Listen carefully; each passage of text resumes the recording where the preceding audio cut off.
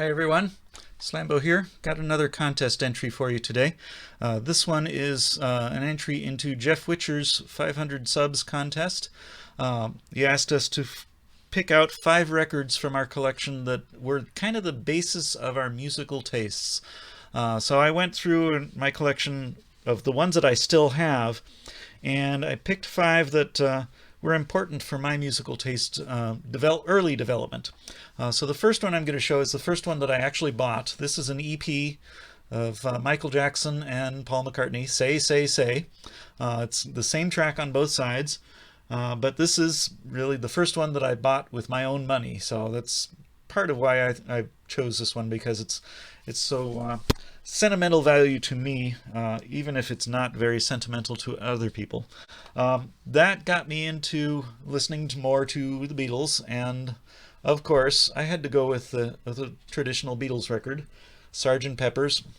This is one that's on my replace list because, you know, the cat scratched up the spine.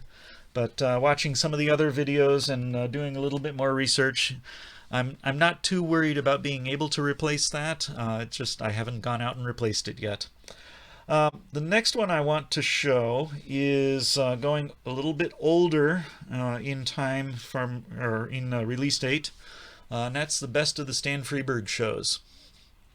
This is one of the records that got me really into looking at and collecting comedy records. Stan Freberg had a radio show in the 1950s era, and this is a 2-record set that has some of the best bits from that radio show. And my favorite on here is their version of Old Man River, but with a censor coming in, and with a political correctness censor coming in and providing a beep whenever the singer sang something that was a little questionable. So Old Man River quickly became Elderly Man River. And then one of the lines from that, after the censor does his little notice, he has to remind the singer to thank the censor for reminding them that needs to be changed. And the censor would always answer with, "You're quite welcome, I'm sure." So that line has become one of the key lines in my family, that whenever one of us thanks another person in the family, we usually return, "You're quite welcome, I'm sure."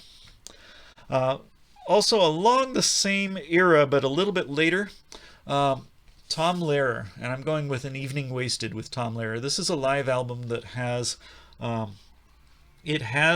of the songs that I mentioned in I don't remember if no, I wouldn't have mentioned it in the episode yesterday, or that I recorded with the bad audio. Getting it all mixed up because I did a whole bunch of these all at once, and they all had bad audio. I didn't have time to redo the first one, but I have time to redo all these others. So I'll tell the story again. The Elements. That's the song where Tom Lehrer basically sings all of the element names in the periodic table, starting with antimony, arsenic, aluminum, selenium, and going on from there, just singing all of them. There was a show that my sisters and I and my parents went to see in the early 80s.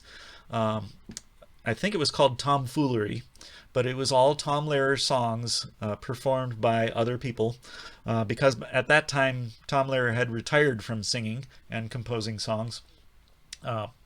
When they got to performing the Elements song, my sisters and I were sort of mumbling the words along with the singer at the same time that he was doing them. But it was such a small venue, and I think the audience was maybe at most 10 people. So we were right up there against the stage, and it was such a small venue that our sort of twittering along with the performer was fairly obvious. And then the performer looked at us directly and said, "Shh." So I always remember that bit, and then we shut up and let him finish the song on his own, and we just thoroughly enjoyed the show, and we loved it. The last one that I'm going to show is another one that my parents listened to a lot, Mason Williams' Phonograph record. This is the record that has classical gas. So whenever you hear someone say, "Hey, play classical gas," this is the record that came from. I like this record not only for that, but there's another track on here that I really like, and I actually got to play on my radio show a couple of times, called The Prince's Panties. If you can stream that one, check it out. It is radio playable. It's all double entendre. The panties that are being sung about there are not a piece of clothing. They are something else, and I'll let you look up the song and listen to it there. So those are 5 records out of my collection that had a strong influence on my musical tastes growing up. My tastes, of course, have changed. They've grown. They've expanded. I'm listening to a whole lot more now, especially with all these streaming services that we've got.